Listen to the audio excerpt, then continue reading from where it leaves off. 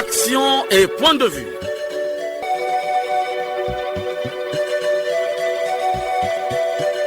Action et point de vue. Réaction du peuple sur le développement.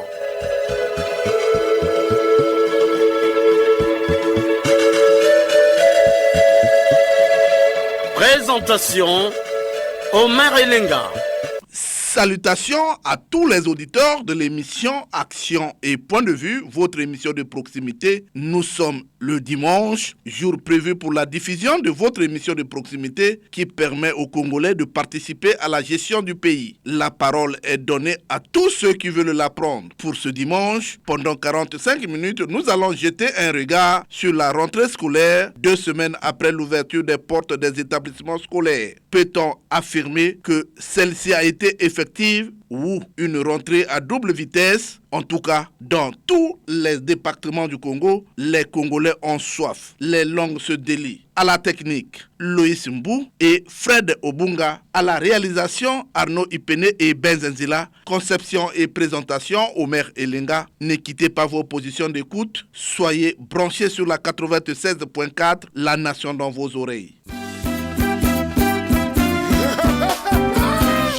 Charman, chevalier Rogaroga, Congolais à Salama Pena Tongo na midi na pokwa, côté à Bango, Bayoka te, Tokolembe Bango te. Basali association parti politique, bas soutenir ya intérêt. Azalaka mike, bazimbi na lokoso ya mbongo.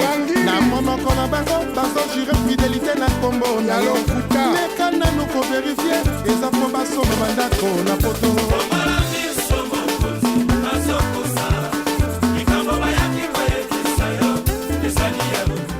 Une fois de plus, bonjour. Le système éducatif congolais mérite une attention toute particulière des autorités du pays. L'état des lieux de certaines écoles donne matière à réflexion. Le manque d'enseignants, de tables bancs, du matériel didactique, des bâtiments dépourvus de toiture, emportés par le vent, sont autant de mots qui caractérisent ces écoles dans les départements. Chers auditeurs, la rentrée scolaire 2022-2023 a eu lieu le 3 octobre dernier. Cette rentrée scolaire a été supervisée par les ministres Ghislain Thierry Mangessa Ebome, ministre de l'enseignement technique et professionnel, Jean-Luc Moutou, ministre de l'enseignement primaire, secondaire et de l'alphabétisation. Je vous propose d'abord le ministre en charge de l'enseignement technique, Ghislain Thierry Mangessa Ebome, sur la rentrée scolaire. C'était le 3 octobre dernier. Les dispositions prises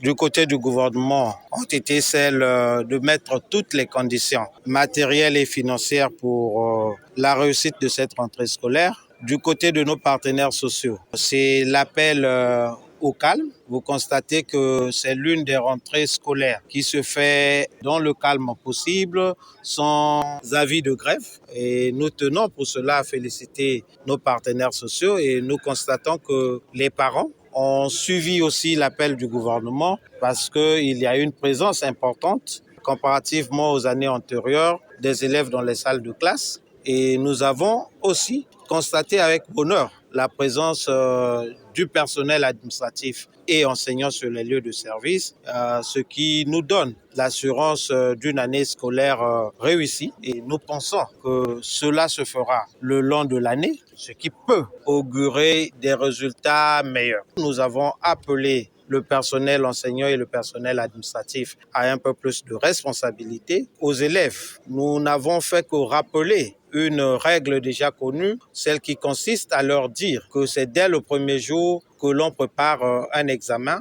et peut-être même c'est dès le premier jour de la rentrée scolaire que l'on prépare tout son avenir. La première des grandes innovations, c'est la mise en œuvre de l'approche par compétences. Nous avons le devoir et l'obligation d'adapter les systèmes d'évaluation à cette approche par compétences. C'est pourquoi, à partir de cette année, nous allons commencer à évaluer nos élèves. Ils seront soumis à la double évaluation, c'est-à-dire l'évaluation pédagogique et l'évaluation en entreprise, pour qu'au sortir des lycées techniques et professionnels, ces bacheliers aient la capacité et la possibilité d'intégrer le monde du travail. De son côté, le ministre de l'enseignement primaire, secondaire et de l'alphabétisation, Jean-Luc Moutou, qui a supervisé la rentrée scolaire dans certaines écoles, donne son appréciation. Il est précédé par les points de vue et réactions des élèves. Je crois que le travail sera meilleur avec de bonnes conditions.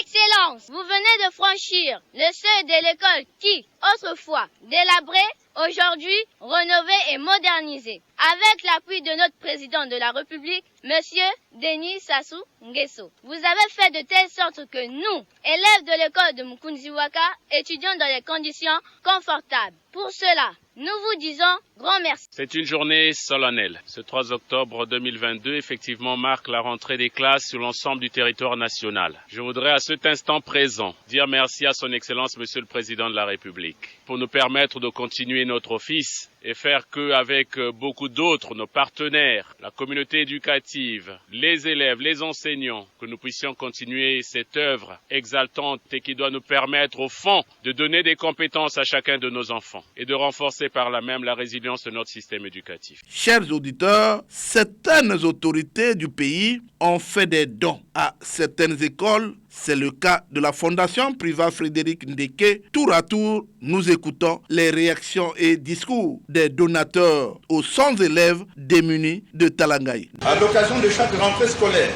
la Fondation Priva Frédéric Ndeke apporte son soutien aux élèves, et cela de façon générale. La Fondation Priva Frédéric Ndeke considère que l'éducation occupe une place de choix dans notre pays, car on ne peut pas construire un pays sans un peuple instruit. Nous nous déployons à apporter notre contribution de changer le Congo. Les élèves qui ont reçu ces différents kits doivent nous faire honneur aux parents de bien travailler à l'école pour être rassurés de notre soutien permanent. En faisant ce geste, alors, vous êtes là en train de contribuer à l'épanouissement de la jeunesse de Talangaï, en particulier et celle du Congo en général. C'est aussi le cas du député d'Oyo 2, Serge Ikiemi Itende, qui a fait des dons en table-banc et autres matériels didactiques. Ici aussi, nous écoutons tour à tour les réactions du député Serge Ikiemi Itende, du sous-préfet et de l'inspectrice. Je vous remets symboliquement ces manuels scolaires et ces tables-bancs, symbole de ma contribution pour le savoir afin l'éclosion intellectuelle de notre contrée. Je vous prie de bien vouloir en faire bon usage. Jadis, nous faisions cours à même le sol. Avec la modernité et la politique du président Denis Sassou Nguesso, nous arrivons modestement à contribuer au développement de la scolarité pour que les conditions soient décentes. Je vous transmets ce don des tables et bancs et de ces livres que j'ai reçus des mains de l'honorable député Serge Ikiemi Itende. Je vous recommande de faire la redistribution dans les écoles et de veiller à ce que ce don soit utilisé en bonne escient. Les impressions sont les bonnes. Je ne peux que me réjouir du don offert par le député qui vient de charger la population qui était en détresse, surtout pour les manuels. Ça peut aider ceux qui n'en avaient pas acheté. Un grand merci pour notre part. C'est un geste louable qu'il faut encourager. Mais que feront alors les écoles qui n'ont pas des autorités avec l'esprit de partage? Chers auditeurs, nous avons reçu dans ce studio M. Patrice Tchoumou. Il est le président de la dynamique pour la promotion de l'éducation de qualité pour tous et développement. M. Patrice, bonjour. Bonjour Omer Elenga. Alors, nous vous recevons ici. Vous avez vécu la rentrée scolaire 2 semaines après. Cette rentrée, elle est effective ou à double vitesse?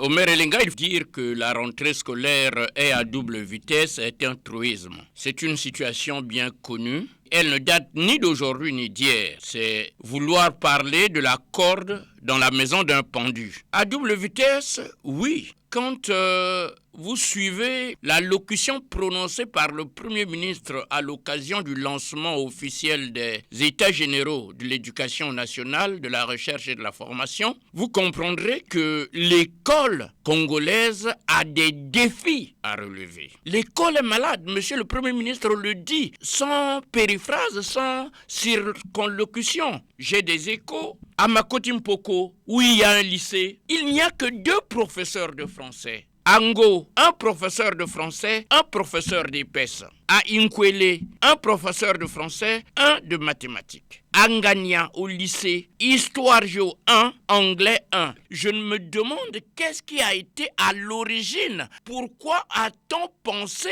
qu'il fallait ouvrir tant d'établissements alors qu'il manque d'enseignants? Voyez-vous, M. Omer Elenga, non, l'école est malade. Aujourd'hui, il faut dire que nos yeux sont à jamais tournés vers le médecin qui a pour nom États généraux et malheur au Congo si le capitaine Elo Mampouya et son bateau ne peuvent pas nous amener à bon port. On attend maintenant que lui, qu'il puisse arriver à poser un diagnostic clair et précis qui puisse donner une solution à l'école congolaise. Mais vous parlez de l'état général de l'éducation. Mais alors que nous sommes déjà pendant la période des cours. Mais on va faire le médecin après la mort? Bon, mais écoutez, l'école est malade. Prenons notre mal en patience. Ne soyons peut-être pas trop pessimistes. Attendant les états généraux. Merci, M. Tchoum. Merci, Omer Elenga. Chers auditeurs, si la rentrée scolaire a été effective à Brazzaville et dans les grandes villes du Congo, est-elle aussi effective dans les villages et autres localités du Congo? En tout cas, c'est une question.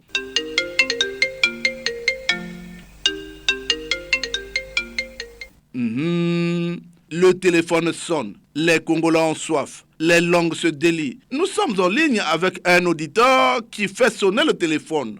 Allô? Oui, allô, bonjour. Allô, bonjour. Comment vous appelez déjà? Monsieur Obéa, j'appelle de Saint-Benoît. Monsieur Obéa, vous êtes en direct sur la chaîne nationale. Aujourd'hui, nous parlons du système éducatif congolais, la rentrée scolaire. Une rentrée à double vitesse, puisque dans les villages, les gens ne fréquentent pas. Évidemment, Michel Merelenga, bon, d'une manière générale, la rentrée scolaire s'est bien déroulée d'après certaines sources, malgré l'absentéisme constaté de quelques élèves et enseignants dans certains établissements. La bonne nouvelle est qu'il y a eu des innovations au niveau de l'enseignement technique que dans l'enseignement général. Donc en ce qui concerne l'enseignement technique, il y aura cette année une double évaluation des élèves afin d'apprécier leurs compétences accumulées et acquises le long de leur formation. Bon, il s'agira en quelque sorte d'évaluer les élèves de façon continue. Donc cette double évaluation se situe au niveau pédagogique et en entreprise pour qu'au sortir des lycées techniques et professionnels, les bacheliers aient la possibilité d'intégrer le monde du travail. Dans ce cas, il faut mettre en place un plan de formation en alternance pour que cela soit effectif. Bon, quant à l'enseignement général, il y a également eu un réaménagement des programmes en français, mathématiques et en sciences pour les classes de CP, 6e et 5e afin de rehausser le niveau des élèves et éviter aussi des redoublements massifs constatés des années antérieures. Mais il y a toujours cette épineuse question des vacataires qui revient car en Nantes, un manque de personnel dans plusieurs établissements et dans presque tous les départements. Alors comment ces deux ministres entendent régler cette situation? Car il y a bien des finalistes qui peuvent être intégrés pour pallier à ce problème. Et donc il faut reconnaître que cette histoire de vacataires est une charge supplémentaire pour certains parents qui parfois peinent à joindre les deux bouts. Et surtout en zone rurale. Donc apporter des innovations, c'est une bonne initiative. Mais quand les conditions de la mise en œuvre de ces dispositions prises ne sont pas réunies, et je ne vois pas comment on pourra atteindre ces objectifs. Vous savez, cette responsabilité déjà incombe à l'État et plus précisément au ministère de tutelle. Parce que là, c'est mettre en péril l'avenir de ces enfants de la localité. Le ministre, je pense que là, il est en train de nous entendre. Et donc, il doit prendre cette situation en main. Parce qu'il est inadmissible qu'au XXIe siècle, qu'il y ait encore des localités où les enfants ne sont pas scolarisés. C'est une situation inacceptable. Monsieur Ombéa, en ce qui concerne le recrutement des enseignants, cette année, le ministère de la fonction publique a publié beaucoup d'arrêtés d'intégration des enseignants, mais on ne voit pas. Sur le terrain, la situation reste la même. Bon, il faut savoir qu'il y a un problème qui se pose. Est-ce que le quota réservé aux enseignants a été utilisé de façon rationnelle? Parce qu'on entend par-ci et là qu'il y a certains qui ont été recrutés dans ce quota et qui ne sont pas des enseignants. Donc je comprends pourquoi certains ne vont pas à leur poste où ils ont été affectés. Monsieur Ombéa, je vous dis merci de votre participation. Je vous en prie, passez une excellente journée et surtout longue vie à l'émission. Allô? Bonjour, monsieur Omer. Bonjour. Comment vous appelez déjà? Monsieur Fortuné. Vous nous appelez d'où? Wesso. Vous êtes en direct sur la chaîne nationale. Aujourd'hui, nous parlons du système éducatif congolais. Une rentrée scolaire, elle est à double vitesse, puisque dans les villages, on ne fréquente pas. Monsieur le maire, effectivement, là où je vous parle, je suis président du bureau coordonnateur APEC arrondissement 2. Le 3 octobre, la timidité qu'on a vécue, que jamais on n'a jamais vue depuis les années 80. Pourquoi? Les autres dans le village n'ont pas encore commencé. Aujourd'hui, si nous parlons bien, il y a une couche aujourd'hui délaissée comme les collectivités locales. Est-ce que le gouvernement se demande comment ils font pour que les enfants puissent se fréquenter? Aujourd'hui, ici même au niveau de Wosso, certains enfants n'ont pas encore commencé par manque de moyens. Voilà, nous continuons à évoluer avec les prestataires. Entre-temps, quelle est cette disposition-là que le gouvernement peut prendre? Aujourd'hui, nous sommes en train de rencontrer beaucoup de difficultés au niveau des établissements. Le système éducatif congolais n'a plus son sens, monsieur le maire. Qu'est-ce qu'on peut dire aujourd'hui? Monsieur Fortuné? Oui, monsieur le maire. Et pourtant, le gouvernement de la République a eu à publier des textes d'intégration des enseignants à la fonction publique. Mais où partent ces enseignants-là? Mais monsieur le maire, imaginez-vous qu'un enseignant qui vient de recevoir son arrêté, une année de cours, maintenant aujourd'hui, l'enseignant-là se retrouve à la direction. Mais ça donne quoi, monsieur le maire? C'est un déficit toujours des enseignants, monsieur le maire. Ça, c'est un problème. On ramène celui qui n'a pas atteint 10 ans pour enseigner. Et il se retrouve aujourd'hui dans la direction départementale, assis dans un bureau. Voilà ce déficit-là que les parents sont en train de supporter. Comment est-ce que le gouvernement a agi de la sorte, monsieur le maire? Fortuné. Oui, monsieur le maire. Mais il y a quand même le président de l'association des parents d'élèves. Oui, mais l'association des parents d'élèves, nous sommes là en train de se battre. Ce n'est qu'autour des prestataires. Pendant que il y a des arrêtés. Quand on voit les finalistes ne sont pas gérés par le gouvernement. Et c'est les parents qui gèrent. Voilà notre étage. Nous sommes en train de se battre pour que les enfants fréquentent. Fortuné? Oui, monsieur le maire. Je vous dis merci de votre participation. Je vous remercie. Passez une bonne journée, monsieur. Un autre auditeur est en ligne. Allô? Allô? Bonjour. Bonjour, monsieur Merelenga. Comment vous appelez déjà? Vous nous appelez d'où? Je vous appelle de Brazzaville, le Nord. Je suis monsieur Ernest. Monsieur Ernest, vous êtes en direct sur la chaîne nationale. Aujourd'hui, nous parlons du système éducatif, notamment avec la rentrée scolaire et une rentrée à double vitesse, n'est-ce pas? Oui. Monsieur Merelenga, le système éducatif congolais est malade depuis longtemps. Nous avons un système, monsieur Merelenga, qui est mal géré.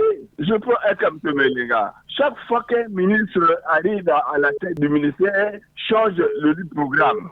Ça a des raisons, monsieur Merelenga. Le Congo était l'un des pays en Afrique le mieux instruit au plan intellectuel. Nous sommes devenus le dernier pays en Afrique parce que le système éducatif ne tient plus. M. Melenga, l'enseignant, c'est quelqu'un qui est formé. Aujourd'hui, M. Melenga, avec le système, mais pas de bénévoles. Ils sont payés par les parents, on n'appelle pas bénévoles. Donc aujourd'hui, les parents supportent le système éducatif du Congo. Bon, on crée des écoles par-ci, des lycées par-là. Mais on le promet de former les enseignants. Aujourd'hui, le système éducatif n'est pas concentré qu'il y a à Brazzaville et à Pointe-Noire. À l'intérieur, M. Melenga ne marche pas. Je vous prends un cas, M. Melenga. Pendant le mode bac technique à Etondo, un candidat avait dit ces matières-là, on ne les a pas vues parce qu'il n'y a pas d'enseignants. Bon, ces examens sont évalués comment? Il faut donc faire des examens d'État en deux groupes, ceux de l'intérieur font leur examen par rapport à leur enseignement et c'est des chances. Vous pouvez penser que dans un cycle primaire, il n'y a qu'un seul enseignant. Dans un CG, il n'y a que le directeur qui est un enseignant.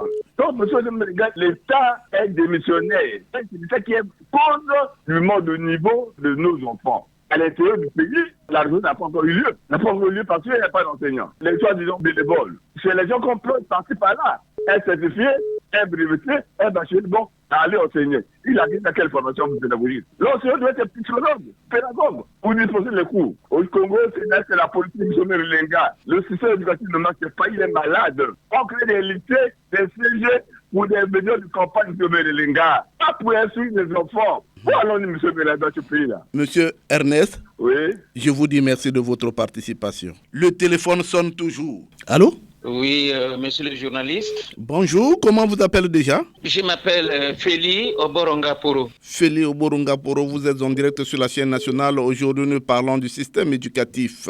Comment vous trouvez cette rentrée scolaire? Merci, monsieur Omer Elenga, de m'avoir tendu le micro sur votre production. La rentrée sur tous les plans a eu des ratés. Ces inspecteurs qui sont placés dans les départements, au lieu de faire un travail exhaustif, recenser, connaître là où l'école n'a plus de toiture, n'a plus d'enseignants, connaître là où l'école ne démarre plus. Mais ils sont à Brazzaville à chaque rentrée scolaire pour se partager les perdièmes au palais des enseignants. C'est pas normal. Vous voyez, la rentrée actuellement est dictée par les commerçants véreux qui s'appellent le secteur privé. Les commerçants véreux, qui ne sont d'ailleurs pas des pédagogues, qui entraînent les deux départements, enseignement technique et professionnel, dans leur vitesse, en donnant aux parents démunis des listes exhaustives qui ne méritent pas l'enseignement. Et les parents ne disent rien? Mais il y a eu des gémissements, vous ne le ressentez pas? Qui va les écouter? Alors que le conseil des enseignants a eu lieu. Mais il y a les deux ministres, les frères jumeaux, enseignement technique et professionnel et l'enseignement général. Il y a même un haut commissaire qui a été nommé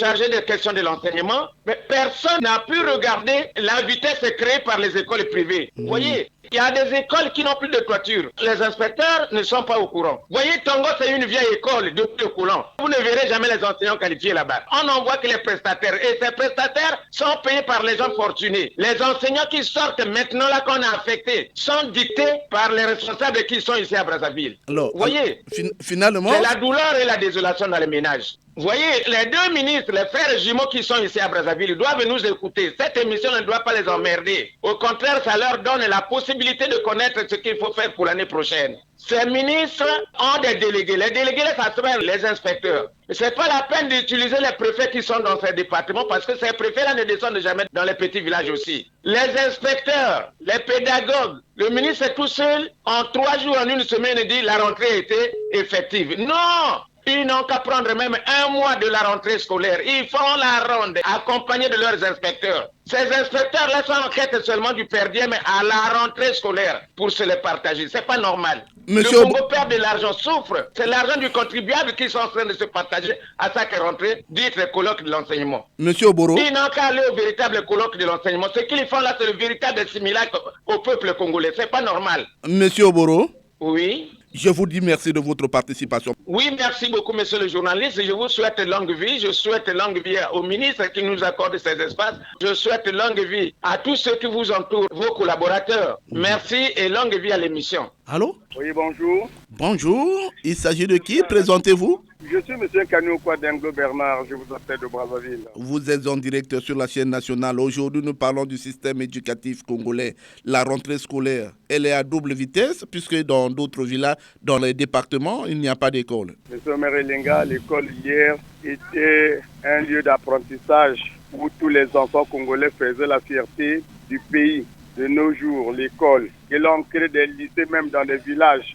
Dans certains villages que je maîtrise très bien, il n'y a aucun enseignant. Les pauvres parents d'élèves obligés d'aller prendre ceux qui n'ont pas pu tenir en terminale à l'université comme enseignants. L'école Congo aujourd'hui a plusieurs vitesses. C'est la triste réalité. Quand le ministère d'Emploi a créé des lycées, je me dis parfois, ça me fait rire parce qu'on trouve des lycées sans enseignants. C'est vraiment triste. Nous qui sommes aujourd'hui cas de ce pays et que demain, il y ait une véritable relève. Ce n'est pas les élèves d'aujourd'hui que je vois à l'université incapables de rédiger une lettre administrative qui vont nous remplacer demain au Merelenga. Bernard, c'est quand même curieux. Quand les ministres supervisent la rentrée scolaire, ils ne s'arrêtent que dans les grandes villes. Est-ce que le Congo, ce n'est que les grandes villes? Omer Elenga, les enseignements sont dans les grandes villes. L'école n'a ouvert ses portes que dans les grandes villes. Dans les villages, il n'y en a pas. Soyons véridiques avec nous-mêmes. L'école est un lieu d'apprentissage. Lorsque l'enfant n'apprend pas, il n'y a pas d'école. Aujourd'hui, le gouvernement a eu à recruter plusieurs enseignants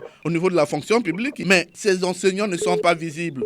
Il faut que ces enseignants soient dans leur poste de travail. On a vu pendant les élections législatives, les gens ont donné des tables bancs dans les écoles qui n'ont pas de maître, qui n'ont pas de professeur de CG, qui n'ont pas de professeur de lycée. On donne des tables bancs. Eh bien, les écoliers sont là, les professeurs et les maîtres sont où? Bernard Kanyokwa, je vous dis merci de votre participation. C'est à moi de remercier le producteur de l'émission, les techniciens, le DG de la radio, le ministre, et il nous donne l'occasion de nous exprimer pour le bien du Congo. C'est pour le bien du Congo que nous parlons. Ce n'est pas pour le bien de quelqu'un, c'est pour l'intérêt du Congo. À très bientôt, Merelenga. Merci Bernard Kanyokwa. Les Congolais ont toujours soif. Allô?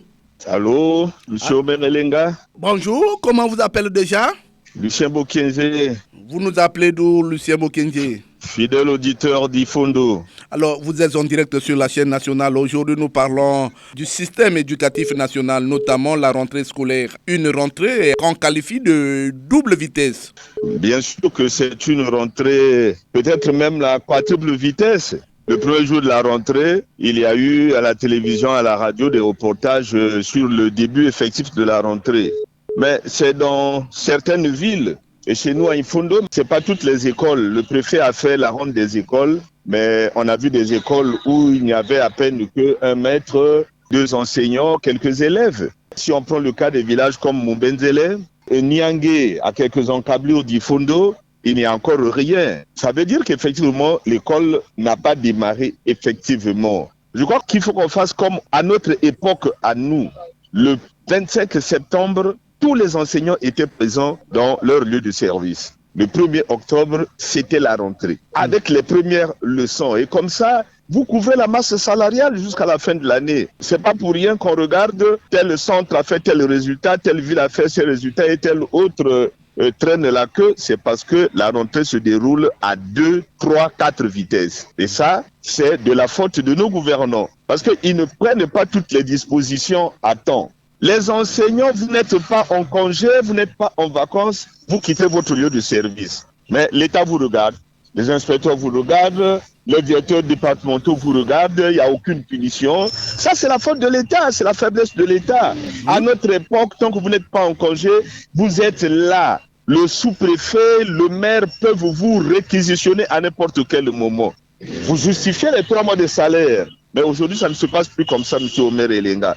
Les gens sont à Brazzaville, ils sont à Pointe-Noire et ils vous disent non, on n'a pas encore payé, je ne peux pas repartir. Mais qui t'avait demandé de voyager? Voilà, M. Omer Elenga, le grand mal aujourd'hui. Il y a trop de laisser-aller au niveau de la fonction publique. L'enseignant a été affecté. Les notes arrivent dans leur poste bien longtemps avant. Avec la complaisance de la fonction publique, on leur signe même déjà les attestations de prise de service. Quelqu'un n'a jamais pris le service. Ou encore, dès qu'il arrive, il prend le service, on lui signe son attestation. Mais il repart à Brazzaville. À notre époque, ça ne se passait pas comme ça. Tu arrives, moi j'ai été affecté à Bétou en 1977, en septembre, j'ai eu mon certificat de prise de service en janvier. Alors, et en ce moment, on vous paye par rapport à cela. Mais aujourd'hui, ce n'est plus le cas. Voilà d'où vient l'amalgame et la pagaille. Lucien Mokenge, je vous dis merci de votre participation. C'est à moi de vous remercier. De Bunji Saint-Benoît, nous signale Loïs Mbou, un auditeur est en ligne. Allô? Allô, bonjour. Bonjour, monsieur Omer Elenga.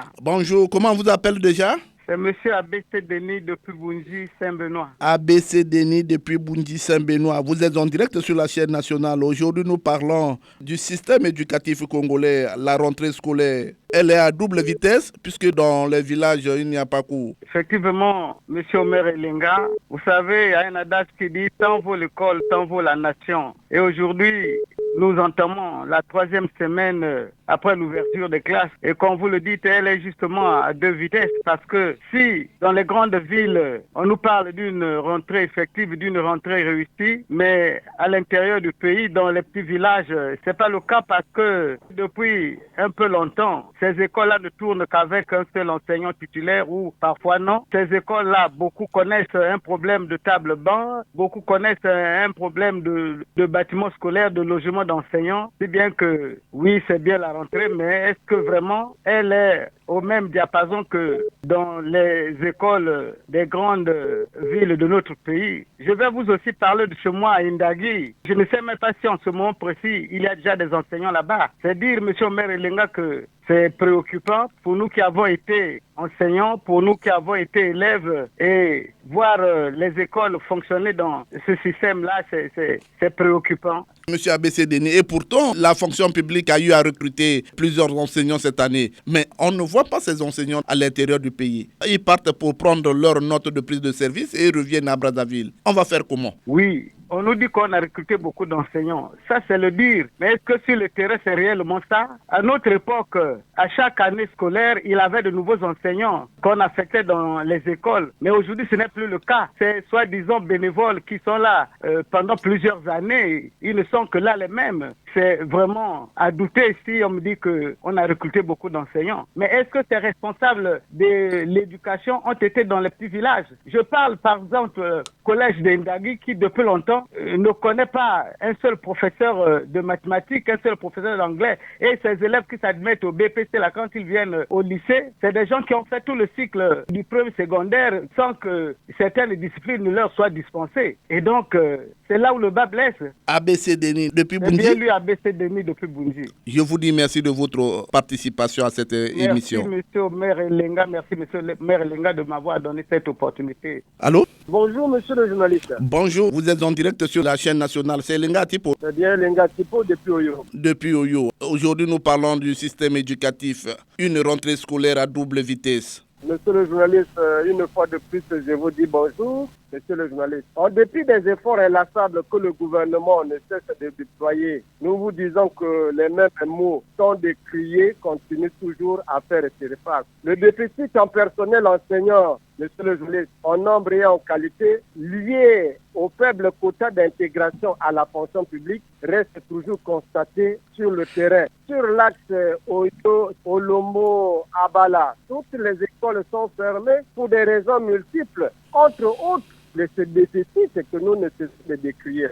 Monsieur le journaliste, au CG Sacé Ipa d'Oyo, le décor est à la fois triste et humiliant. Le directeur de ce CG que nous avons rencontré assis sur un tabouret dans un bureau complètement délabré par des actes de vandalisme à répétition, nous a fait savoir que ce CG a été réceptionné il y a plus de 10 ans provisoirement. À ce jour, monsieur le journaliste, ce CG est dans un état d'abandon total et fonctionne comme au Moyen-Âge, avec des effectifs pléthoriques de plus de 100 000 apprenants pour un directeur, un suppléant général et un économe. Le reste, vous pouvez imaginer la suite. Il y a des enseignants quand même. Non, mais qu'est-ce que je dis? Mais c'est des vacataires qui aujourd'hui doivent compléter. Ils vont à Sacé et pas juste pour compléter leur emploi de temps. Ils sont en train de végéter d'abord dans les écoles privées et le reste d'heures là, ils vont les compléter au CG Sacé IPA. Ce même tableau sombre, monsieur le journaliste, nous le rencontrons au lycée technique d'Oyo, l'un des grands boulevards de la République, sans atelier de formation.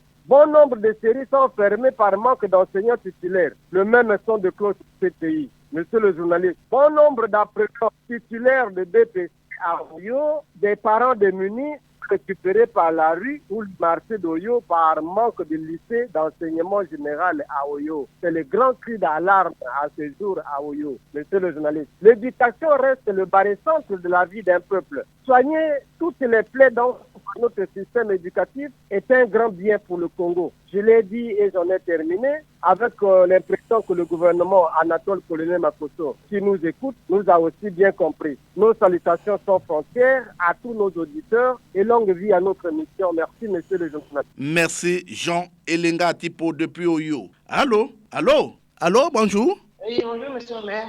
Comment vous appelez déjà? Je suis Madame André, je vous appelle de Djata. Aujourd'hui, nous parlons du système éducatif. Une rentrée à double vitesse, puisqu'au village, il n'y a pas cours. Comme vous le dites, elle était effective dans d'autres localités, mais dans d'autres, par contre, elle était timide.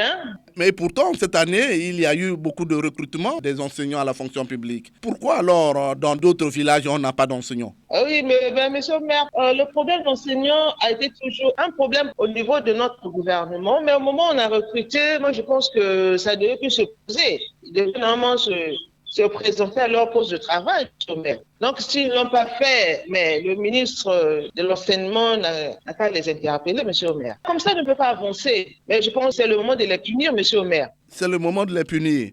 Alors, oui, c'est le moment de les punir, monsieur le maire. Parce que ça, c'est la distraction. Ils cherchaient le boulot est là, ils ne peuvent pas se présenter à leur poste de travail. Il y a d'autres qui en cherchent, qui n'en trouvent pas, monsieur le maire. Donc, ils doivent être exemplaires. Madame Audrey? Monsieur le maire? Je vous dis merci de votre participation. Oui, c'est moi qui vous remercie, monsieur. Et longue vie à l'émission. Merci, Madame Audrey. De Pointe-Noire, un auditeur est en ligne. Allô? Allô? Allô, bonjour. Bonjour, monsieur le maire. Comment vous appelez déjà? Gilles Mercinet depuis Pointe-Noire. Vous êtes en direct sur la chaîne nationale. Aujourd'hui, nous parlons de la rentrée scolaire. Une rentrée scolaire à double vitesse. Il n'est pas surprenant, monsieur le maire, qu'à chaque rentrée scolaire, le mauvais goût de la calice soit à la table de discussion du gouvernement, partenaires sociaux, à savoir APC, syndicats des enseignants, pour élaborer ensemble des stratégies pouvant améliorer notre système éducatif qui souffre, le manque criard de 20 000 enseignants, les problèmes d'intégration des finalistes, des appelés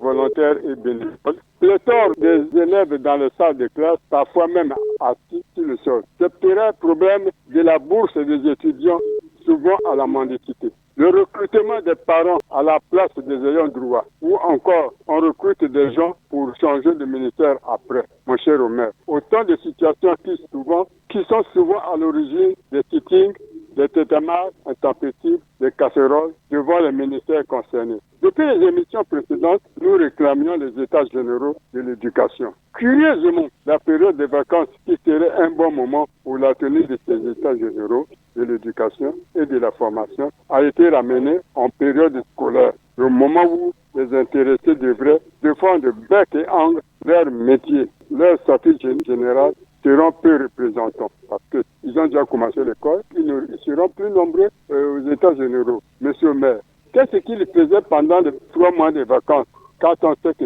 très souvent, il y a longtemps que les gens déclaraient les états généraux de l'éducation nationale. À ces présentes assises, je préférerais, monsieur le maire, pour améliorer les problèmes d'intégration des finalistes, pour le gouvernement de la République, comme il l'a fait en ramenant l'âge de la retraite à 60 ans et plus, de suspendre pendant un quinquennat les concours d'entrée dans les écoles de formation. ENI, le Cabou, École des eaux et forêts, INES, etc. Enfin, de soulager un nombreux diplômés sans emploi. Au lieu de continuer de former les enfants qui, à la fin, se retrouvent en chômage, que l'État prenne ce courage qui pourra nous servir un jour. Nous demandons à nos dirigeants de voir tous les coins. Nous savons qu'il y a des écoles toute une année avec un enseignant. Et qu'est-ce que ce pauvre enseignant peut faire? Au lieu de nous recruter ces jeunes qui ont fini, qui traînent depuis 3, 4, 5 ans, alors on est là en train de nous tromper, de nous raconter des bêtises. Ça, c'est des bêtises qu'on nous raconte quand on nous dit que l'enseignement a réussi. Elle a réussi à quel niveau? Jules, monsieur le maire, je vous dis merci de votre participation. Je salue tous les auditeurs des 5 villages du président commandant Eba et des villages Ilangala Bouya du président Onono. Ceux-là qui nous écoutent chaque dimanche. Merci à eux et bon courage à vous, monsieur le maire. Merci, Jules Mesmer.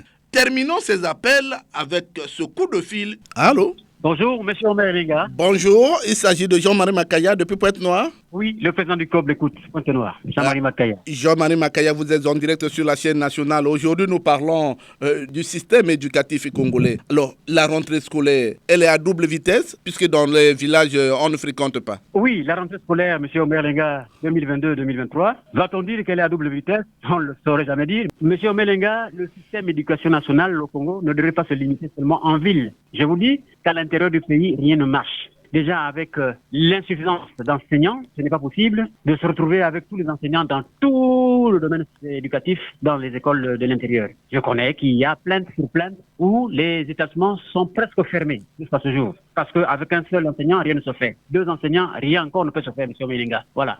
Et pourtant, cette année, la fonction publique a eu à publier plusieurs textes d'intégration des enseignants dans la fonction publique. Où est-ce que ces enseignants vont? Ben oui, la publication s'est faite à temps, mais où est-ce que c'est nous tous qui nous posons cette question? Où vont-ils ces enseignants pour qu'ils ne se retrouvent pas dans leurs écoles où ils seraient affectés? Ils se sont arrêtés quelque part. Je crois qu'on a responsabilisé les chefs d'établissement dans ces écoles. C'est à eux de rendre compte fidèlement aux directions départementales pour reconnaître résolument s'il n'y aurait pas eu tous les enseignants qui seraient attendus dans ces écoles. Maintenant, une fois que ce directeur aurait agi ainsi, et par la suite, au niveau de la direction nationale, disons, du ministère, qu'on prendrait maintenant des décisions qui s'imposent. Voilà. Si vraiment que le système fonctionne normalement en cette année. Jean-Marie Makaya, avez-vous un mot à dire au gouvernement qui vous écoute, puisque le Conseil, les points de vue des citoyens congolais participent à la gestion de ce pays? Merci, M. Melinga. Ce que je pouvais depuis demander au gouvernement, c'est de tenir sur ce qu'ils ont enclenché, c'est-à-dire les états généraux de l'enseignement qu'ils ont ouverts depuis Brazzaville et qui aujourd'hui sont dans les consultations dans les départements.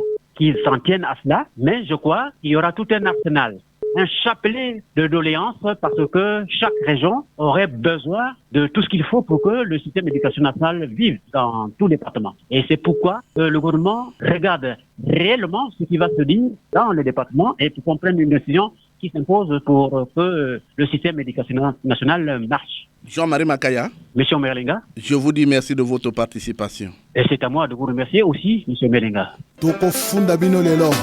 Ipaya papa.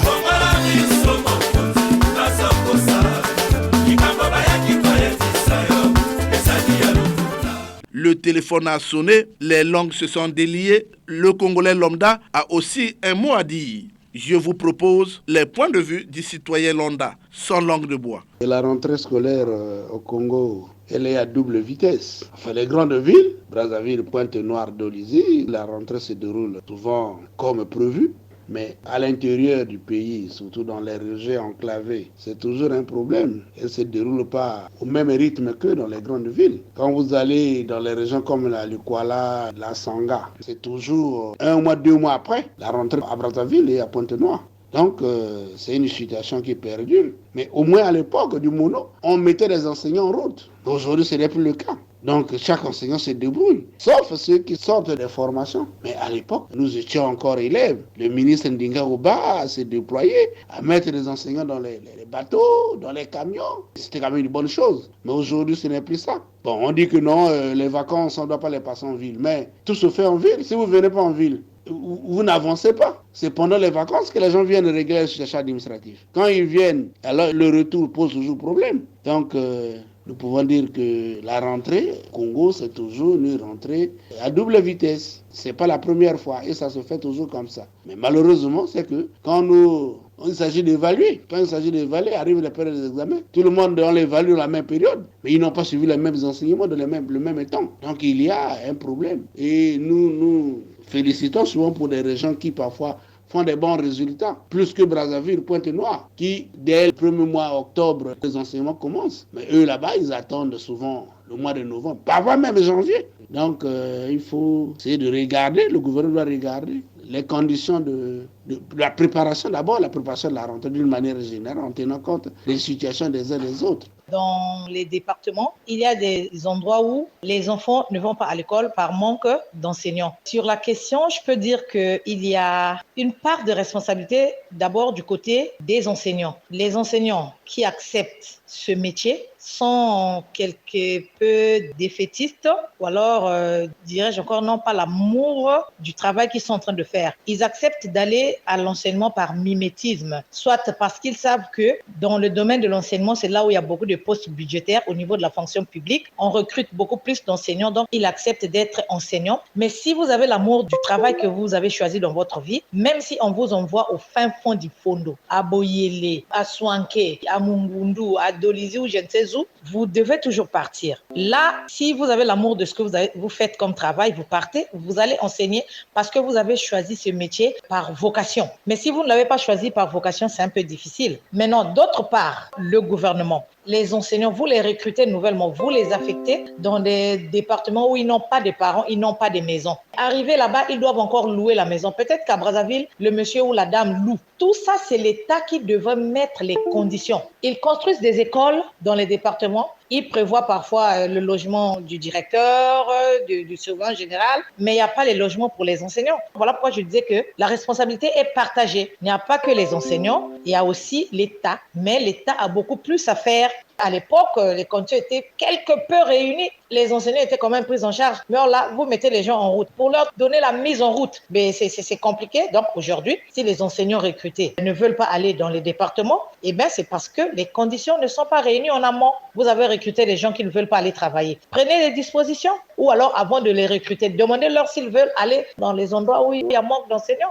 La plupart de ceux qui nous dirigent là aujourd'hui, ils ont fréquenté où c'est dans les villages. Donc, on ne va pas quand même sacrifier la génération de nos enfants qui sont dans les villages. Voilà pourquoi aujourd'hui, il y a l'exode rural. Et oui, il s'agit là d'une fiche directe qui doit interpeller les décideurs, car toutes les écoles créées dans le pays ont les mêmes droits et méritent d'être entretenues et gérées. Faire autrement, c'est tirer le pays vers le bas. Les États généraux de l'éducation devraient tenir compte de ces observations. C'est la fin de cette production. Était à la technique Loïs Mbou et Fred Obunga. Arnaud Ipene et Ben Zenzila ont réalisé cette production. Omer Elenga, c'est moi. Réagissez en appelant au numéro 06 663 15 41 ou au numéro 05 521 91 97. Suivez-nous sur YouTube en mentionnant Action et Point de Vue. Bon dimanche à tous les membres des clubs d'écoute qui se sont constitués sur toute l'étendue du territoire national. Au revoir et à très bientôt.